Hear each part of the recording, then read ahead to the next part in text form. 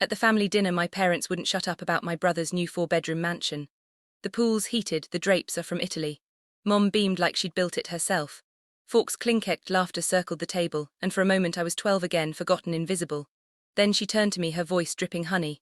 "Venessa, wouldn't you love to stay there sometime?" The table laughed. I didn't.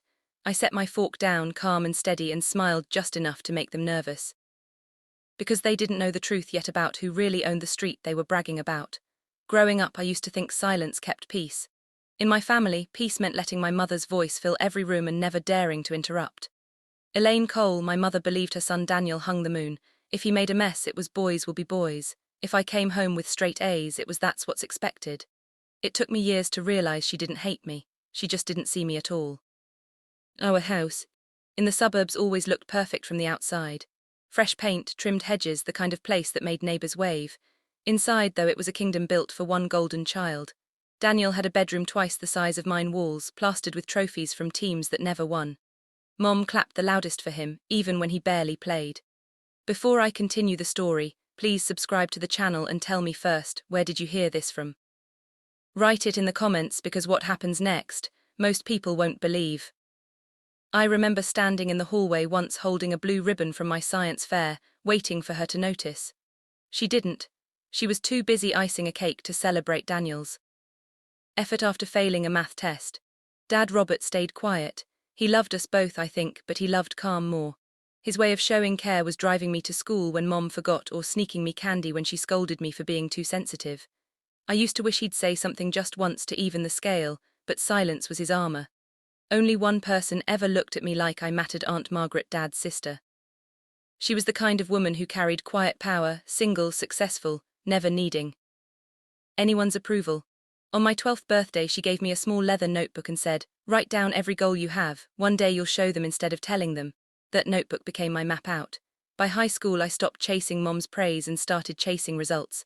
I studied business, earned scholarships, and worked 2 jobs while Daniel coasted through college parties and family-funded internships. Mom called him ambitious, she called me stubborn. After graduation, I took my savings, bought a tiny duplex on the rough side of town, and learned how to fix leaky pipes and strip paint. I didn't tell anyone. Every property I bought after that was another secret, another brick in the quiet empire I was building behind their backs. By 34, I owned 6 properties across Sioux Falls, including 3 in the exact neighborhood where Daniel's mansion stood. Mom thought I lived in a modest downtown apartment and drove a used car because I never cared about appearances. She wasn't wrong, I just cared about control more. Still, part of me hoped one day she'd ask not to compare, not to brag, just to know me. But that question never came. Instead, I got dinner invitations filtered through guilt. Every visit meant hearing how Daniel's doing so well, how his wife Lauren keeps such a beautiful home. And now, sitting at that very table, I could feel the years pressing down like the weight of every word they'd ever ignored. Because tonight my silence was about to mean something entirely different. The dinner started harmless enough, or at least that's how it looked from the outside. Mom floated around the dining room like she was hosting a royal banquet, adjusting napkins that didn't need adjusting, bragging about recipes she'd perfected. Dad poured wine without a word. Daniel, of course, was the star. His wife Lauren laughed too loudly at everything he said, brushing imaginary lint off his designer jacket. Daniel's backyard renovation was just finished. Mom announced proudly, slicing into her roast like she was cutting a ribbon.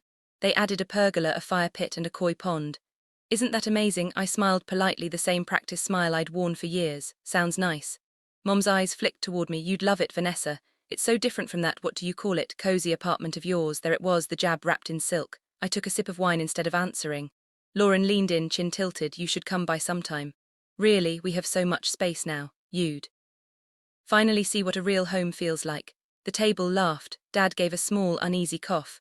Aunt Margaret's fork paused midair, her gaze darting toward me. Just one look from her said it all. "Breathe." I stared at my plate, cutting small, even bites of roast I no longer tasted. Every sound in that room sharpened the clink of cutlery. Daniel's smug laugh, Mom's tone drenched in pride. I'd lived this loop my whole life. The subtle digs, the way they turned my success into invisibility and his mediocrity into legend. Mom wasn't done. She reached for her wine glass, swirling it like she was waiting for the perfect cue. "Oh, speaking of the house," she said, eyes twinkling. "Daniel tell her about the marble countertops imported, from Italy." "Sure did," Daniel said, flashing his grin. "It's something else. Maybe Venessa can stay there for a bit. You'd love it, sis." And then the line that snapped something deep inside me. Mom turned to me, voice sweet as syrup. Venessa. Wouldn't you love to stay there sometime? The laughter that followed wasn't cruel in sound, but it was cruel in intent. Everyone chuckled, waiting for me to give my usual polite nod to fade quietly back into the background. But this time I didn't nod. I placed my fork down carefully. The small click against the plate was louder than any word I could have said. Aunt Margaret caught my eye again. Her expression didn't change, but there was something steady behind it. Permission. I leaned back, taking a slow breath. For the first time, I wasn't swallowing the humiliation. I was storing it, measuring it, waiting for the right moment, because if they wanted to see what I'd built, I'd show them on my terms. When I drove back to the city that night, the road lights blurred against the windshield like ghosts I couldn't shake. My mother's voice still echoed in my head, sweet, cutting, final. I turned off the radio and let the silence fill the car. That silence used to mean defeat. Tonight it meant control. By the time I reached my apartment, my jaw itched from holding in everything I wanted to say. I poured myself a glass of water, set it down untouched, and opened my laptop. The glow lit up the room, the only light I needed. Property records, spreadsheets, mortgage documents. My world spread out across the screen like a quiet empire no one knew existed. There they were, 6 addresses under my name. Duplexes, condos, family homes, all rented, all profitable. 3 of them stood in the same luxury neighborhood where Daniel's mansion sat like a crown jewel. The irony almost made me laugh. I clicked through each document, my pulse steady. They think success screams, I muttered, but sometimes it whispers. Aunt Margaret called just before midnight. Her timing was uncanny as always. You holding up, kid? She asked. I'm done holding up, I said. I'm holding proof. She chuckled softly. I figured. You've been too quiet for too long. What's the plan? Dinner next week. Mom's hosting again. A beat of silence. Good, she said finally. Make it count. After the call, I sat back staring at the city skyline through my window. The glow of downtown Sioux Falls pulsed like a heartbeat. I thought about all the nights I'd stayed late at construction sites, chasing contractors, cleaning drywall dust off my shoes while Daniel was out buying another luxury car on Mom's dime. I remembered every snide comment about how real success meant living big, showing off. I had built everything quietly, brick by brick, for moments exactly like this one. I reached for the old leather notebook Aunt Margaret had given me years ago. The cover was worn now, the pages yellowed. My handwriting had changed from careful to certain. On the first page I'd written, "One day they'll see." I smiled, flipping to a new page. "Tomorrow they will." I spent the next day gathering paperwork, title deeds, financial statements, tax forms, everything notarized, sealed, perfect. I wasn't preparing to brag. I was preparing for truth, the kind that doesn't need to shout. When the next Sunday rolled around, I stood in front of my mirror, adjusting the collar of a simple navy dress. My reflection looked calm, but my eyes were sharp. No anger, I whispered. No tears, just facts. The drive back to my parents' house felt shorter this time. Familiar houses passed like scenery in a play I'd already outgrown. The closer I got, the lighter I felt, like every mile peeled away a layer of old restraint. By the time I pulled into their driveway, I wasn't the overlooked daughter anymore. I was the storm they'd never seen coming. The house looked exactly the same red brick, same porch light flickering above the steps, but that night I saw it differently. It wasn't home anymore. It was a stage, and I was done playing the quiet supporting role. Inside, the same smell of roast beef and rosemary drifted through the kitchen. Mom was humming, setting the table with her best china. Daniel was already there, glass of wine in hand, his wife perched next to him in a silk blouse that screamed effort. Dad stood near the counter, pretending to read the newspaper. Aunt Margaret sat at the far end, expression unreadable. Venessa, Mom greeted, that sugar-sweet tone coating every syllable. "We were just talking about Daniel's upcoming open house. You should see it. It's stunning." "I've seen it," I said, simply slipping into my seat. Dinner began the same way as last time, boasting comparisons, invisible jabs.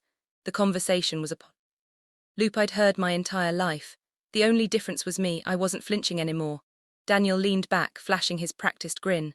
"We're actually thinking of adding a guest wing soon," he said, glancing at Mom for approval. "Maybe you can stay there sometime, Venessa, get a feel for what success really looks like." Mom laughed, the kind that meant she agreed but wanted to sound polite. "Oh, Daniel, don't tease your sister." Then to me, but honestly. "Honey, you really would love to stay there. It's so much more spacious than that little apartment of yours." There it was again, that familiar sting wrapped in kindness. I smiled. "You think so?" Dad's eyes flicked up. He knew that tone. Margaret set her fork down slowly, as if bracing herself. Mom kept going, oblivious. "Of course, it's just that place of yours feels so temporary, dear. You should see what Daniel's built. 4 bedrooms, a pool, marble countertops, the works." From Italy, Lauren chimed in. "We imported everything. You can really feel the difference when you live with quality. Silence followed for a beat too long. I placed my napkin beside my plate, folded perfectly. You're right, I said softly, you can feel the difference.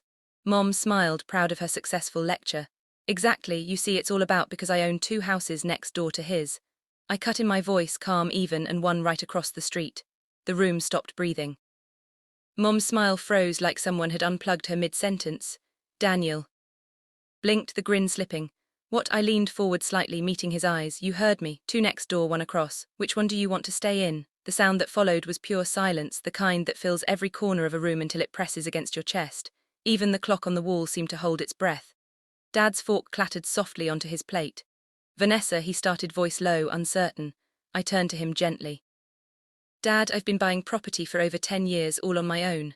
While Mom was funding Daniel's 3rd business idea, I was working 2 jobs, fixing rentals, saving every dollar. I didn't need the family's help, I just needed space to build. Lauren let out a nervous laugh that died halfway. You're kidding, right? I reached into my bag and pulled out a small folder, sliding it across the table. Inside were the property deeds stamped and notarized. Not kidding. Daniel's hand trembled as he flipped through the pager. This can't be real. Mom's face flushed pink. Venessa, how could you? How could I? What? I interrupted, still calm. Work hard, keep my success to myself. You taught me that. Remember, you always said, good girls don't brag. For the first time, Mom didn't have a comeback. Her lips parted, then closed again. I continued, my voice steady. You've spent your whole life bragging about what Daniel has. Maybe you should have paid attention to what I was doing. Aunt Margaret's smile was small but proud, her eyes glinting with something like satisfaction. Daniel shoved the folder away. You're lying, you rent that apartment downtown. I do, I said, because it's smart. My tenant's rent pays my mortgage. I don't need to live in marble to feel successful. Lauren's cheeks burned red. You're making us look ridiculous. I tilted my head. No, I'm just making things honest. Mom finally snapped, voice sharp as broken glass. You're being disrespectful, Venessa. This is not how family behaves. I laughed quietly. Family, you mean the same one that never saw me, never believed in me, never once asked how I was doing unless it made Daniel look better. Respect works both ways, Mom. Dad cleared his throat, the sound trembling. She's right. Mom's head jerked toward him. Robert, don't start, no. He said louder now, a firm edge I'd never heard before. You've been blind, Elaine. You turned our daughter into a ghost in her own home. Look at her. She didn't need our help. And she still built everything you claimed to want for. Daniel, the room fell silent again, heavier this time. Mom's eyes glistened, not with remorse but humiliation. You ambushed us. I didn't, I said quietly. I just answered your question. I pushed my chair back slowly, the legs scraped against the tile, echoing through the stillness. Enjoy your dinner. And Daniel, I paused at the doorway.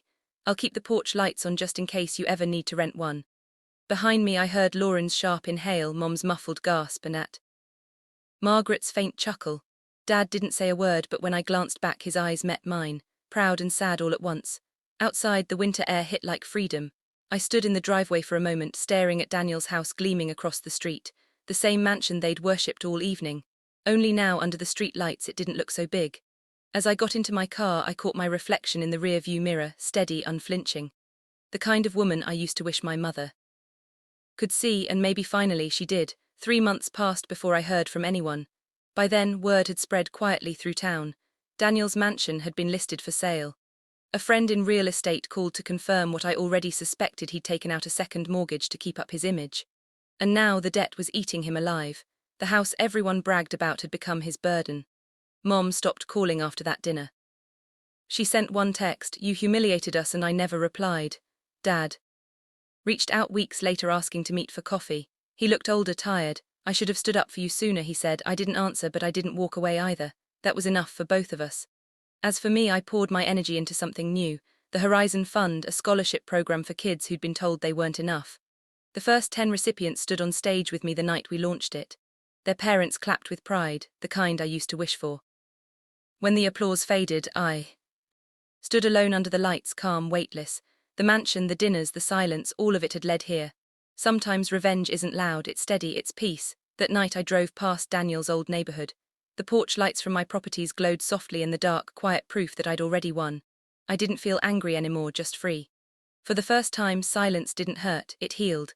If you've ever had to prove your worth to the people who never saw you, you're not alone. Tell me your story in the comments and hit subscribe, because every quiet victory deserves to be heard.